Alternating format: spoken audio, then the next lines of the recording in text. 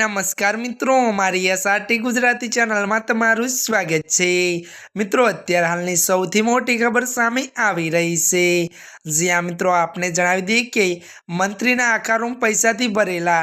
જ્યાં મિત્રો વિગતવાર વાત કરીએ તો મંત્રીના સચિવના નોકર પાસેથી મળ્યા રૂપિયાના ઢગલા। ઝારખંડ કોંગ્રેસના નેતા અને ગ્રામ્ય વિકાસ મંત્રી આલમગીર આલમના સચિવના નોકરના ઘરેથી ઈડીના રૂપિયાનો પહાડ મળ્યા છે।